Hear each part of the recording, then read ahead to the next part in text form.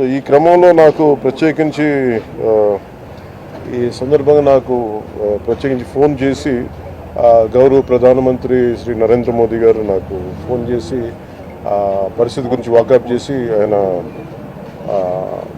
అక్కడ సింగపూర్ మనకు Indian high commissioner కూడా తెలియజేసినందుకు మనస్ఫూర్తిగా ప్రధానమంత్రి నరేంద్ర మోదీ గారికి నా హృదయపూర్వక ధన్యవాదాలు తెలుపుకుంటా ఉన్నాను.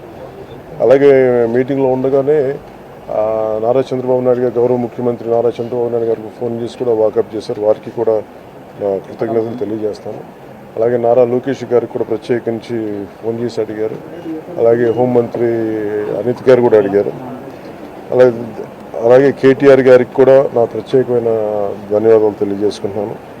అలాగే ఆంధ్రప్రదేశ్ మాజీ ముఖ్యమంత్రి శ్రీ జగన్మోహన్ రెడ్డి గారికి కూడా నా ధన్యవాదాలు తెలియజేస్తాను. తమిళనాడు మాజీ ముఖ్యమంత్రి శ్రీ ఎడప్పాడి పళనిస్వామి గారికి, కేంద్ర మంత్రులు కిషన్ రెడ్డి గారికి, బండి సంజయ్ గారికి, ఆంధ్రప్రదేశ్ ఉపసభాపతి రఘురామకృష్ణరాజు గారికి, రాష్ట్ర మంత్రులు అచ్చెన్నాయుడు గారు, నాదెండ్ల మనోహర్ గారు, దుర్గేష్ గారు, బీజేపీ ఓబీసీ మోర్చా అధ్యక్షులు doctor K Lakshman garu, BRS working president Shri KTR garu, అలాగే మిగతా ఎంపీలు ఎమ్మెల్సీలు హరీష్ రావు గారికి, అలాగే ఆంధ్రప్రదేశ్ గవర్నర్ జస్టిస్ అబ్దుల్ నజీర్ గారికి, తెలంగాణ రాష్ట్ర ముఖ్యమంత్రి గౌరవ ముఖ్యమంత్రి రేవంత్ రెడ్డి గారికి, పౌర విమానయాన శాఖ మంత్రి శ్రీ రామ్మోహన్ నాయుడు గారికి, ప్రతి ఒక్కరికి పేరు పేరున ధన్యవాదాలు. అలాగే నా తోటి నటీనటులందరూ కూడా మనస్ఫూర్తిగా ఈ సందర్భంలో నాకు వారి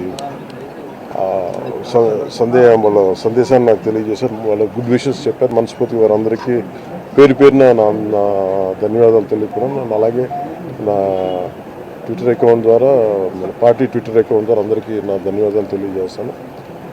మీ అందరికీ కూడా ప్రతి ఒక్కరు, అలాగే జనసేన నాయకులు కార్యకర్తలు చాలామంది పూజా కార్యక్రమాలు నిర్వహించి త్వరగా కోలుకోవాలని చేశారు. వారికి కూడా ప్రత్యేకించి ధన్యవాదాలు.